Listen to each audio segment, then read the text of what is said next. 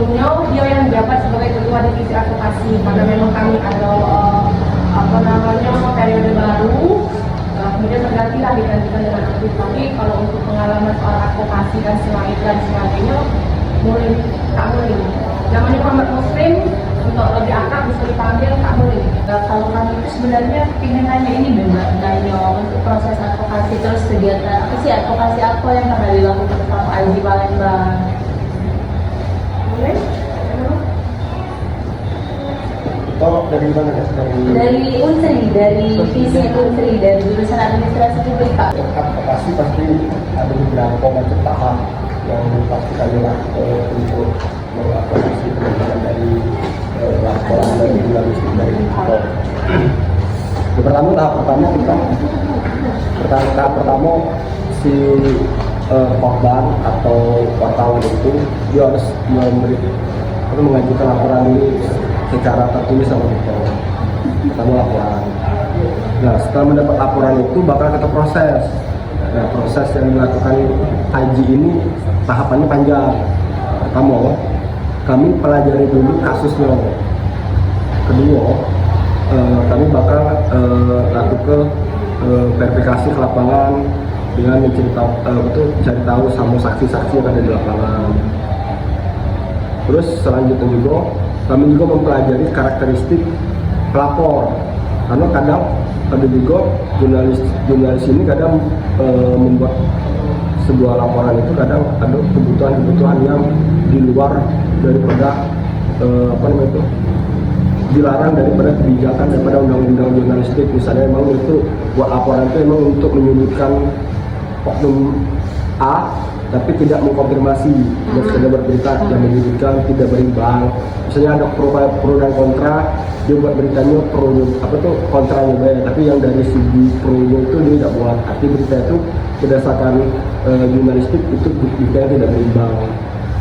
Nah, yang kedua, karakter daripada si wartawan juga, tokoh wartawan itu juga memang sifatnya juga bagus di lapangan.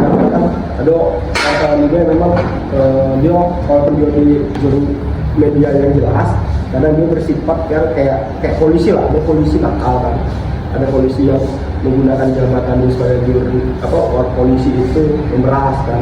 Nah, begitu juga ada wartawan seperti itu, ada penolong seperti itu. Tapi kalau seluruhnya itu memang baik, nah kita kaji tentang kasusnya itu beritanya tentang apa, dan teknis penulisan dia yang terbit ke perusahaan media itu sudah berimbang nggak sesuai dengan kaidah jurnalistik itu. Kalau itu sudah benar-benar selesai, terakhir ketika dia itu si korbannya kita suruh ketemu sama kita, dan kita minta dia memberikan surat kepada kita. Surat itu adalah itu kan pasti media itu misalnya Kak Sumek, Seribu atau apapun kan perusahaan media yang lokal di Palembang kayak Sumek, Seribu, Tribun, dia harus mengajukan surat kepada Haji secara resmi, kantornya itu memberikan hak kepada kita secara penuh. Nah, itu biasanya tahap yang kita lakukan. Nah, untuk tahap itu tahap B, verifikasi dan tentang mendalami kasus itu. Yang tahap B, kalau Aji kita ranah advokasi, kita menyelesaikan kasusnya itu konsepnya itu non litigasi itu di luar persidangan. Jadi kita biasanya memberikan arahan-arahan untuk yang berkonflik dan yang dikonflik itu untuk mediasi biasanya. Kalau memang posisinya memang si narasumber atau yang dijadiin berita ini ternyata dia bermasalah di sini, ya kita arahkan memang misalnya berdasarkan undang-undang pers ada yang namanya itu hak jawab, kayak gitu. Seperti itu. Kalau biasanya dia kasusnya itu intimidasi atau kekerasan, kita biasanya menelitinya tuh kita biasanya turun ke lapangan aksi mengecam hal itu, dan kita minta proses sama pihak yang bersangkutan. Misalnya oknum dia melakukan kekerasan, misalnya polisi ini minta itu diusut pihak bersangkutan. Nah, itu tahap B. Kalau tahap C, kita masuk ke ranah persidangan. Nah, kalau udah tahap C, Aji ini kita bekerjasama sama berbagai macam stakeholder, kayak apa tuh, teman-teman advokat yang bergerak dalam bentuk organisasi advokat LBH Palembang. Kayak siapa tuh namanya tuh. Nah, setelah kita kerja sama mereka, nah, kasus ini kita masuk ke dalam ranah persidangan, mungkin kita bisa dikatakan sama teman-teman pengacara yang memang posisinya tuh ranahnya sudah bukan ranah advokasi lagi, bukan kita lagi, tapi sudah persidangan. Kita masuk, kita minta bantu sama pengacara di sini untuk mendampingi kasus ini. Tapi tetap dari advokasi pasti mendampingi pengacara itu, karena tidak seluruh pengacara itu paham tentang apa namanya tentang kasus tersebut sendiri, apa yang salah, apa yang benar, karena mereka tidak tahu. Nah, tapi kalau untuk kasus dari kemarin, aku di kemarin itu kakak kan ketua advokasinya sekarang, Mbak Cinta. Nah, kakak kebenaran kemarin itu dia periode juga. Nah, kalau di periode kakak sebelumnya itu kemarin itu, alhamdulillah tidak ada kekerasan terhadap pers atau sampai luka-luka, sampai ini tidak ada, paling cuma ada kemarin itu penghalangan jurnalistik deh. Nah, tapi kita banyakkan malah kemarin itu kita mengadvokasi kawan-kawan dari LPM. Kayak kemarin itu kayak Dimas yang pengurusnya organisasi itu terancam di DO oleh rektor. Nah, kebenaran itu mereka tetap melaporkan sama kami. Kami melakukan salah satu bentuk advokasi, akhirnya sampai tidak terjadi kecelakaan itu. Nah, yang kita lakukan itu tadi, kita melakukan upaya advokasi seperti pengecaman yang dilakukan oleh rektorat itu, dan kita rasionalkan sama publik bahwa yang dilakukan oleh teman-teman di Mas itu di lapangan bukan memang dari opini mereka, tapi memang dari ada latar yang dibentuk. Kasus kemarin itu adalah aksi yang dilakukan oleh teman-teman mahasiswa, aksi yang dilakukan oleh teman-teman aktivis di kampus, sebagai teman-teman yang bekerja di LPM. Mereka menulis itu, membuat itu karena memang isunya sudah banyak, sudah terjadi letupan masalah diskon PP bayaran kan, iuran kan. Kok COVID kenapa bayar 100%? Kan kalau kita tidak menggunakan fasilitas kampus, kenapa tidak 50% deh? Itu isu yang dibawa. Dan setelah isu itu ada banyak, ini dibuatlah oleh mereka. Nah, di dalam jurnalistik itu ada yang namanya itu feature tulisan, ada berupa foto, esai, ada berupa komik, atau berupa apa sih namanya itu yang dibuat oleh anak Limas itu berupa karikatur.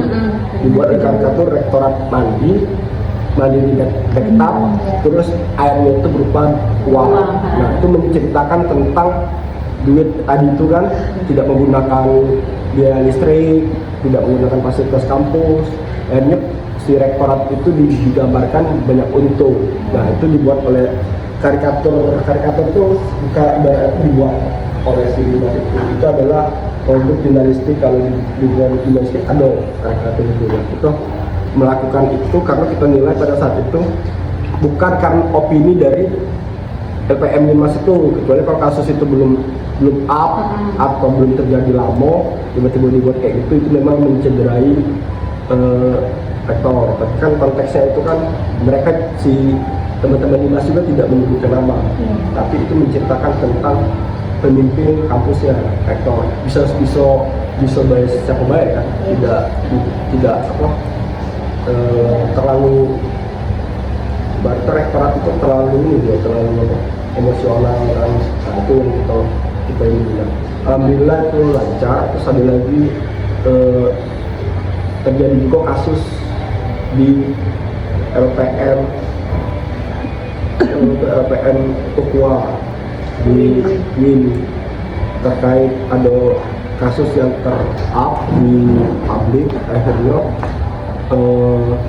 mereka menjadi intimidasi, sekretnya pengen dihancuri bla bla, tapi itu internal sih, karena memang kita tutupi, kita kasih langkah-langkah advokasinya biar dia tidak menjadi salah kan, karena apa yang dilakukan itu, dan salah satu kalau kita kaji juga tidak mengekangin kaidah jurnalistik.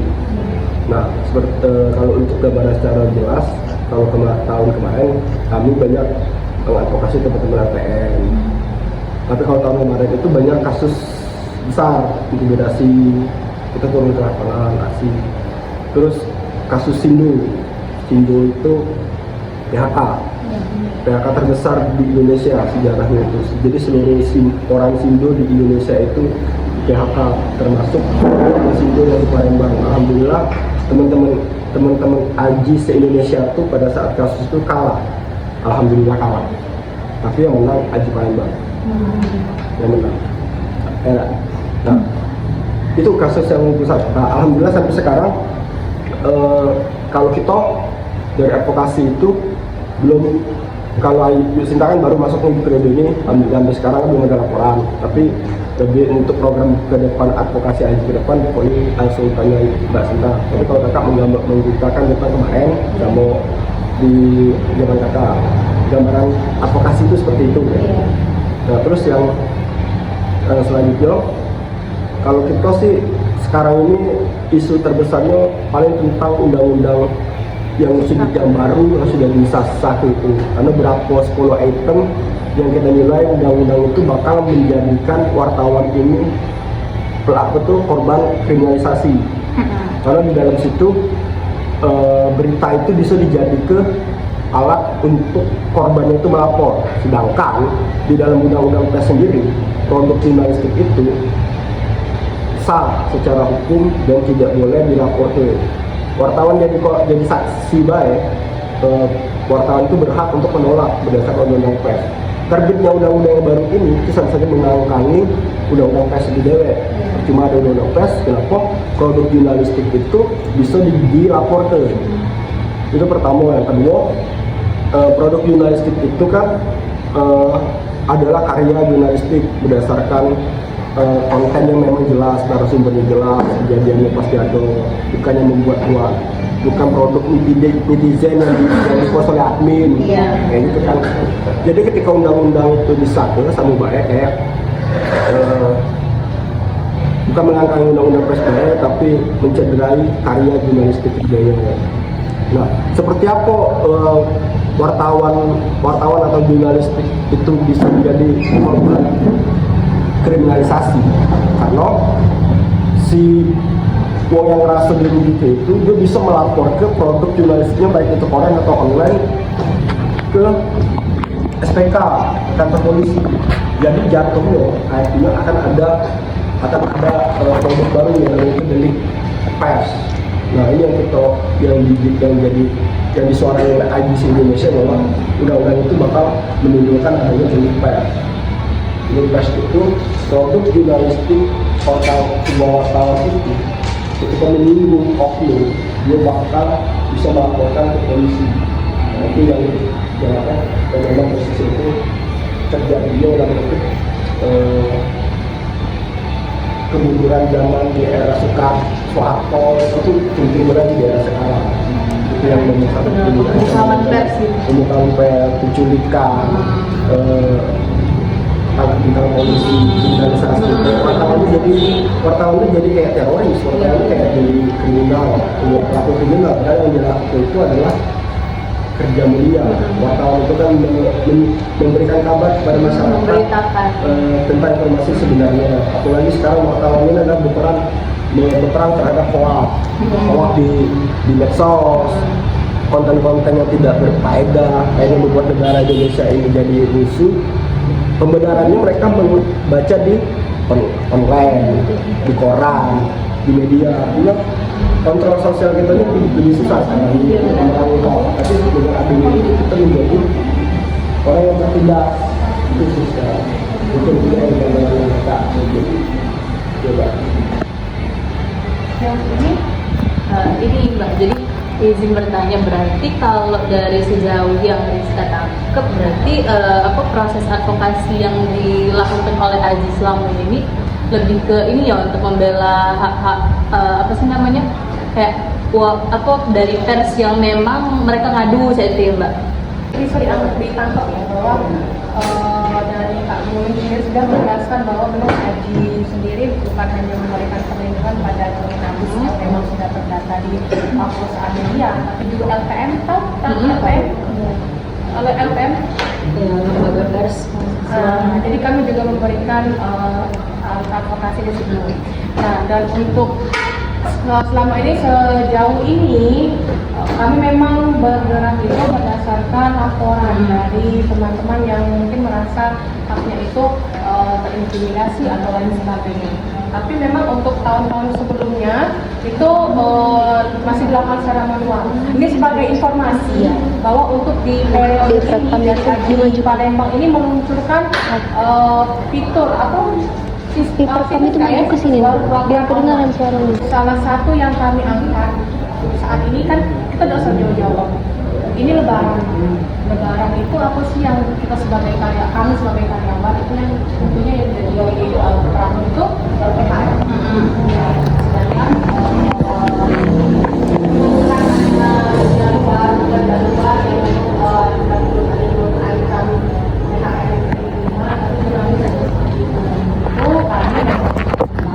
itu mengeluarkan membuka, kemarin setiap kali kami buka posko pengaduan THR bagi jurnalis ini dibuka oleh Aji Palembang. Nah, tapi berbeda dari tahun sebelumnya, untuk tahun ini kami meluncurkan sekaligus juga meluncurkan posko online. Ini sudah kami sebar kawan-kawan. Ini cukup diklik.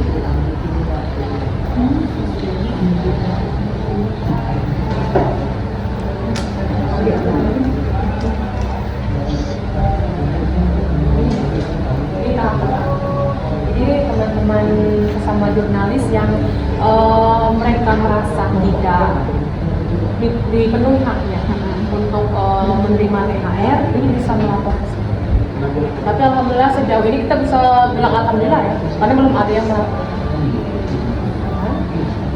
Jadi di sini juga selain laporan untuk THR juga berbagai hal tentang Aji Palembang juga kami pengaduan online, siaran pers, foto-foto dan lain.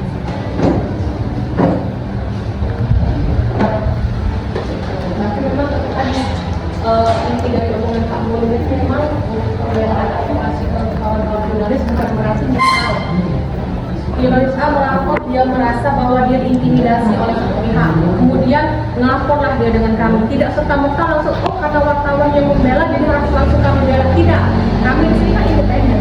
Jadi kami harus melihat dari segala segi. Jadi setiap laporan yang masuk pasti akan kami verifikasi, pasti akan kami lakukan pendidikan internal kami yang mungkin si korban pun tidak tahu, untuk mencari tahu awal mulanya seperti apa dan lain sebagainya, baru bisa kita menindaklanjuti seperti itu.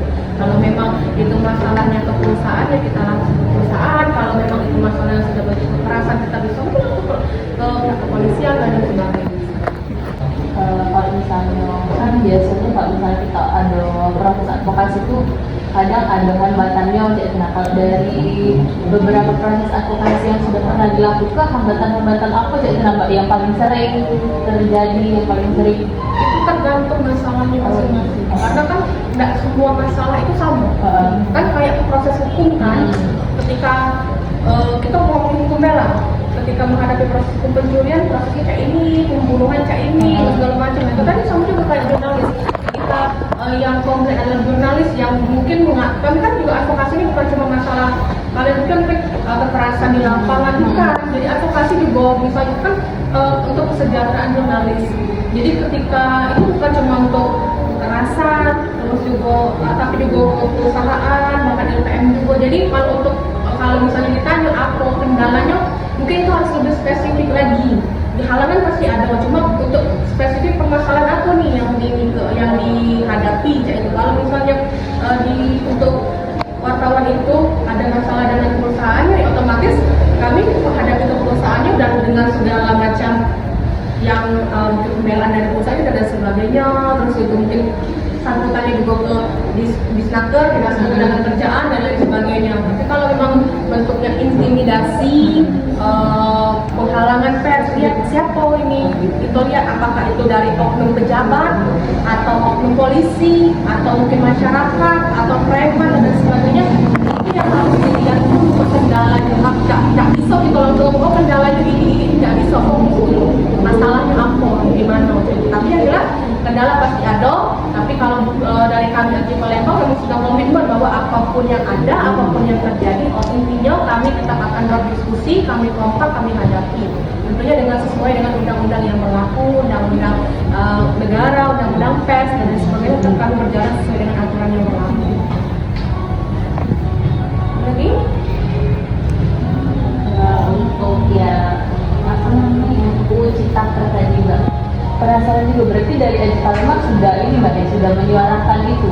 Bukan hanya Aji Palembang tapi Aji seluruh Indonesia sudah menyuarakan itu, dan ya kita tentunya berharap yang terbaik sama-sama.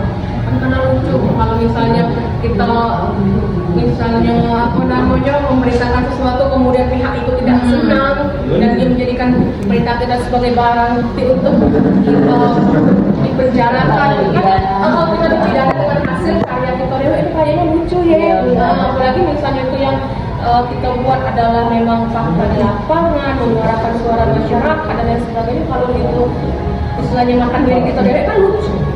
Dan bisa jadi juga independensi dari seorang jurnalis juga terganggu dengan adanya cak itu, karena kan kita di bawah tekanan, takut kan dengan cak itu. Kan kita rasanya harus independen, tak bisa kita diatur-atur. Kalau untuk yang UU Ciptaker ini apa Mbak yang sudah dilakukan oleh Aji Palembang proses advokasinya? Kalau sejauh ini kalau untuk eksekusi Ciptaker memang belum ada, karena memang juga belum ada ya. Tapi dari pusat itu sudah ada menyuarakan. Ya kayak kemarin adalah aksi kalau untuk undang-undang itu dari Aji Palembang itu sambil kita sering menyuarakan, malah kita kemarin sering aksi juga berapa. Dan tiba-tiba prosesnya itu dihentikan. Nah, prosesnya dihentikan mungkin kita malah berapa kali itu kegiatan untuk workshop, ada workshopnya malah bagi benar kakak langsung bertiga kalau itu yang punya acara kita, kalau kami langsung berdoa bisa mengenal teman-teman yang lain juga. Setelah itu lagi panas, tiba-tiba menghilang isu itu. Nah, setelah menghilang COVID kalau menghilang, terus tiba-tiba kita merasa dikecoh tiba-tiba setelah udah menghilang lama, tiba-tiba itu disahkan oleh pemerintah. Nah, ketika sudah disahkan oleh pemerintah, kalau kita mau tanya Aji Palembang, kita pasti tidak bisa berbuat banyak, karena itu adalah titipan kita Aji Kota Palembang terhadap Aji Indonesia. Jadi yang bisa berjuang sekarang ini adalah teman-teman di pusat, Aji Indo sama Aji Jack di Jakarta. Nah, kalau kami simak dari sini, perjuangannya adalah kita teman-teman lagi membuat proses untuk menggugat itu ke MK oleh Aji, biar itu digagal. Tapi tidak tahu sampai seperti apa belum tahu. Tapi itu lagi juga digugat oleh teman-teman Aji Indonesia dan teman-teman organisasi pers lainnya, misalnya juga PWI atau lagi mereka lagi ngumpulin serikat kerja untuk memberantas itu. Tapi kalau kita di kota, kita pasti tidak bisa berjuang terlalu lagi kan, yang memisahkan kota. Tapi teman-teman lagi itu dari situ juga kan suaranya lebih ini kayak lebih terasa kalau misalnya di sana. Dulu karena kalau kita di daerah pasti lucu kan, karena yang meresahkan itu kan pusat juga. Kalau untuk ini sendiri Kak, misalnya apa? Kalau misalnya lagi dalam proses pengadvokasian tuh, selain dari Aji sendiri, terus juga misalnya apa sih namanya berkoordinasi sama kepolisian atau dari mana gitu, organisasi mana lagi saya pernah kira-kira yang membersamai proses advokasi itu? Tidak, kalau advokasi Aji, bahasa Aji dari Aji dari Aji sendiri itu secara real mereka melakukan kaji, bukan melapor ke PWI. Tapi kalau sudah diambil ke PWI, tidak bisa mencampur urusan PWI. Kalau kami pasti yang kami libatkan itu tadi balik teman-teman stakeholder tadi ya masyarakat untuk kerana persidangannya tapi kami kalau untuk langkah pertama proses tadi untuk action itu kembali kami harus kasih secara biasa sebelum kerana persidangan. Nah, kalau untuk LGBT kami rata-rata itu pasti harus koordinasi dulu dia itu sama perusahaan media ya.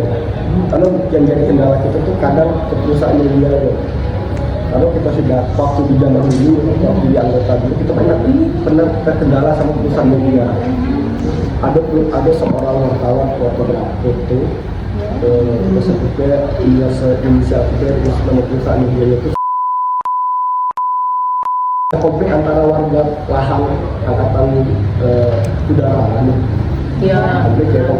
Konflik aja dia moto kan ceritanya si oknum anggota itu mukul warga itu habis difoto di bed kamera dia hancurin apapun itu alhamdulillah pas itu pertama kali aku baru menjadi wartawan kan. Jadi setelah itu Aji turun ke lapangan untuk mengadakan aksi penolakan demo dan akhirnya kami minta pelaku diusut.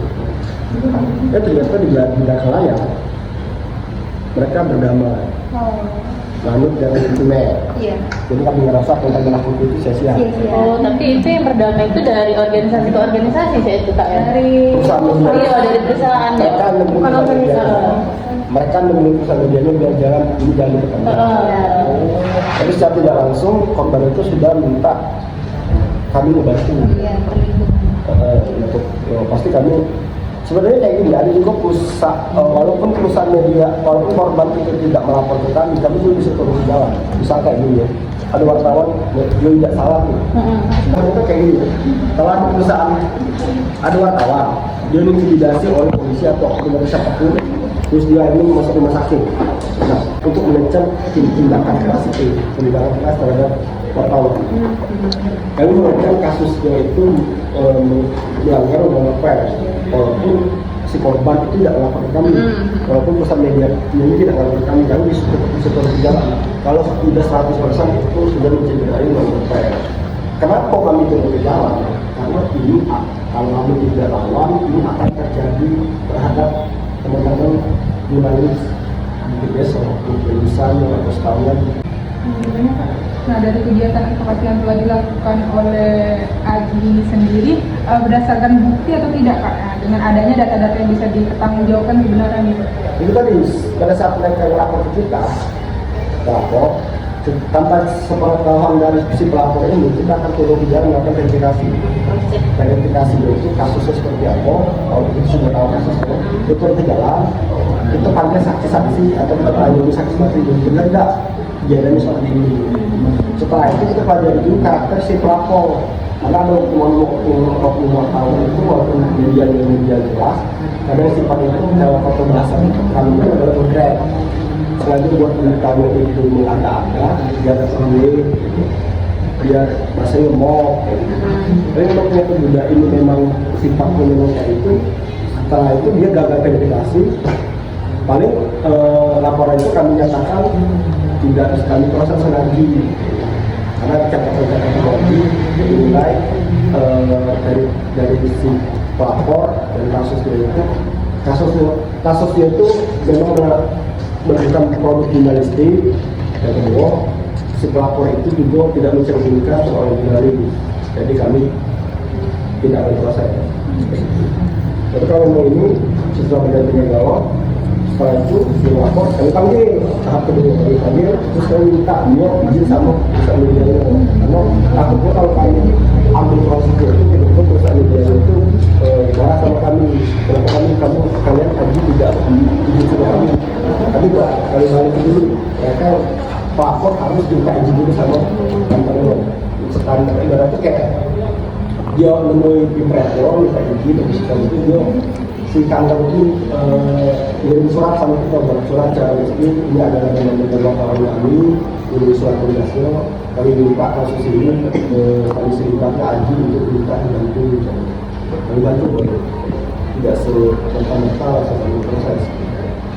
Ada tahap-tahapnya. Karena sekarang ini kan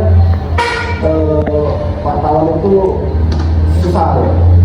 Karena banyak media-media itu sekarang ini media online itu sudah terlalu lama digabung. Kalau kami tidak melakukan verifikasi seperti itu, kami sama organisasi yang kami bantu. Kami seakan-akan organisasi kes awal-awal. Jadi kami lihat dulu verifikasi kasusnya, media yang kami lihat, pada media yang diakui oleh Dewan Pers, dan verifikasi medianya, dan yang lain itu. Karena sebenarnya otoritas utama kami itu sebenarnya adalah anggota AJI, dan kedua yang kami mempunyai. Kecuali kalau anggota AJI sekali bantu, sangat sebesar bantu. Kalau perusahaan teman-teman juga di lapangan, kami bantu saya verifikasi. Itu sudah lolos baru menjadi 100%. Apakah dalam kegiatan advokasi yang dilakukan terdapat intervensi atau campur tangan dari beberapa ormas di sekitar? Kalau untuk intervensi dari ormas, alhamdulillah ya, Haji Palembang itu sama ormas-ormas lain itu kami kerja sama kami itu bagus. Dan ranah kami juga beda. Karena ranah kami itu adalah kayak ormas buruh, kasbi atau apa, mereka tuh menyuarakan sebenarnya ruhnya itu sama, memperjuangkan golongan mereka adalah buruh, golongan kami adalah jurnalis. Jadi kami memperjuangkan golongan kami sendiri. Jadi tidak mungkin mereka mengurusi golongan kami dan tidak mungkin kami mengurusi golongan mereka gitu. Jadi kami malah selalu saling mendukung. Karena kalau kegiatan kayak hari buruh, karena kami juga sebagai jurnalis merasa kami adalah buruh, ya kami mendukung kerja mereka. Kami malah turun ke lapangan. Malah ketika kami ketemu mereka di lapangan, kami juga bisa gabung. Tergantung dari kondisi. Intinya tidak, kalau pengetahuan kakak dan sampai kakak jadi wartawan sampai sekarang belum pernah terjadi gesekan sama ormas-ormas lain. Yang tadi tanya tadi mungkin itu banyak Mbak sejauhnya dari kami. Beberapa ya sebenarnya panjang kalau memang karena di kita ngulas kita terbatas oleh waktu kalian nak menentukan sih. Semoga apa yang kami sampaikan ini bisa menjawab sedikit dari pertanyaan kalian. Intinya kalau kami dari AJI Palembang jadi berkomitmen untuk bisa saling, intinya dari anggota kami sama anggota kami bisa saling menjaga, dan kalau memang ada yang lain yang bisa kami bantu, kenapa tidak? Oke, kita tutup ya. Tadi deh ya. Assalamualaikum warahmatullahi wabarakatuh.